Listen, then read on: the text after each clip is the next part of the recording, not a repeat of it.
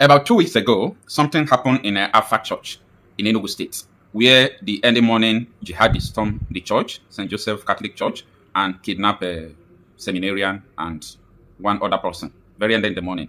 I think they got the wrong signal. So they thought maybe the mass or the service must have started the time they stormed the church because the eyewitnesses, should I say eyewitnesses, the people, the church members that we interviewed, after the viral video they made, they were able to tell us that they were not in the church when that thing happened, but they were coming to church.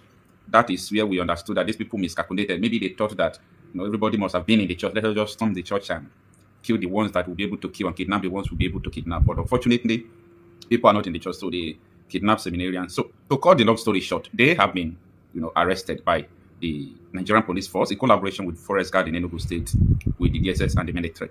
My special appreciation goes to the Enugu Forest Guard. Okay, I've not established communication with anybody related to this mission, but the secretary to the state government said that the Forest Guard was with the police in this rescue mission, and they killed one of the terrorists. They killed him in the process of arresting them because they opened fire on the forest guards, trying to challenge them. It's not easy. They must try to protect themselves. But at the end, they overpowered them and they captured 3 persons with 4 AK-47. So these are the names of the people that we arrested. Mr. Aliyu Muhammad, Osman Muhammad, Babuga Osman. So these are the 3 persons. And when you look at it, one will ask one question. What will make a Fulani man to leave northern Nigeria or to leave Senegal or to leave Gambia or to leave Mali or Chad? Then they will enter into Nigeria and head to Enugu State. Just go to Enugu and go to the church and kidnap people. What will make someone to do that? No. Okay, let's believe that every tribe, every race, every culture, you will see the good people, some good persons. You will also see some bad elements, right? No problem. But have you ever seen any Yoruba man or Yoruba woman that went to attack mosque in Kano State or in Sokoto State? Have you ever seen an Igbo person that went to attack mosque in Borno State? But why is it that these people will always come to the south, attack churches in the north, attack churches everywhere?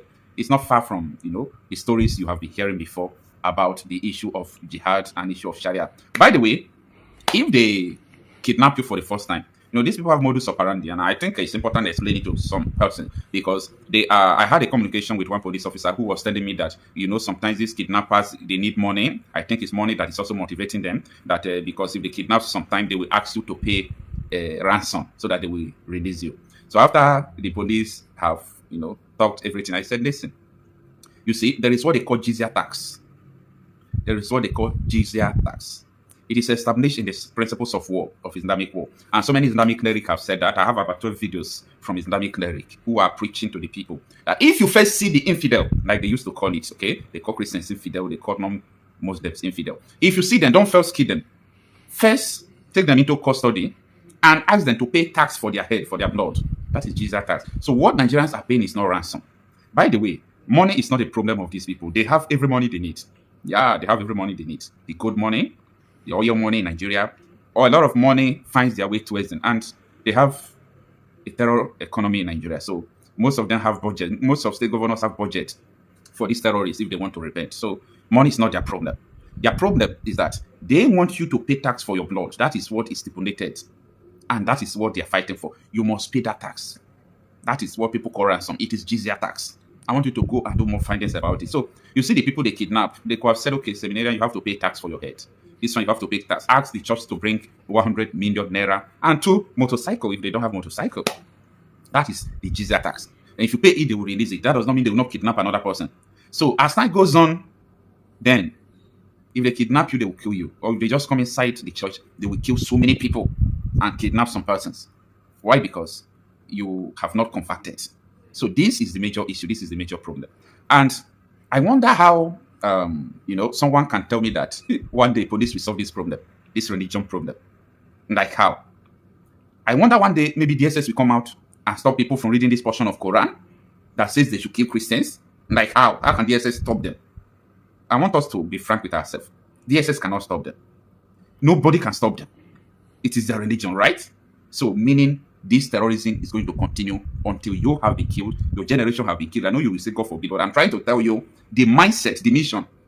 So then you start asking yourself, what is the solution to all these things? How can all these things stop? If anybody, let me repeat this. If anybody come out to tell you that one day this killing will stop, the person is delusional. The person doesn't understand anything that is going on in Nigeria. The person don't know Nigeria. The person don't understand the problem. If anybody comes out to tell you that this problem will solve, it won't. Now, this is the reason why it will not stop. It will not stop because these people who are killing, who are terrorizing, converting, carrying out jihad, they have taken the option of ethnic cleansing, of killing in Africa, especially in West Africa. It is the same mission they have in America. It's the same mission they have in Europe, but they have chosen a different option in Europe and in America. What is the option they choose? Like the president of Turkey, we always tell Muslims in Europe, you can check the video online, okay? Just check Turkish President Erdogan addressing Bosnia-Herzegovina on the population of Europe. Type it like this and watch the video. He was advising them that Europeans are not giving birth too much again. Go there and populate their country and take over. So it is the same mission, but different option, because they understand very well that they can't use gun in Europe to defeat Europe. Okay, you can't use gun to defeat them in America. Everybody have pumpers on AK-47 in their houses. So why are you going to kill? Before you shoot one, everybody will start shooting. You understand? So they understood that we can't defeat these people through gun battle. So let us use depopulation. Let us use principles of infiltration. So they will be many into the schools, into the all angle. Then they will rise to a certain level, top positions. Then they will now use politics. That is what you call democracy, right? They will not use politics to change it because they have the majority and it will stand. But in Africa, they understood that we can't use population. You are giving birth to 10 children, I'm giving birth to 10 children. So how can you defeat me? If you like do underage marriage, do mass wedding, you can't still defeat your fellow African man in population through childbirth like that. Okay, so they have now chosen an option of ethnic cleansing to reduce and to eliminate people through threat. So this is the situation, and a lot of people don't understand this. A lot of people don't know. They don't know about it. So listen to the more details about the arrest of these people. Okay, 3 suspected members of notorious terrorist gang responsible for the August 2nd attack on St. Joseph Catholic Church, Inoyi Afa, in Udi local government area of Enugu State, have been arrested by security agencies. The suspects were apprehended during a joint operation involving the Department of State Services, Nigerian Army, Police, Enugu State Forest Guard, and other security personnel.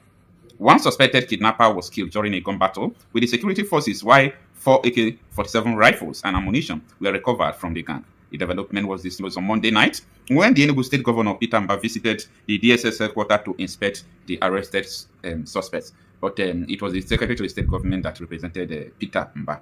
Now, the last thing I'm going to say in this video is this. You see, it took them a very long time before they could release the identities of these people, right? It took them time before they could release the identity of these people. What happened?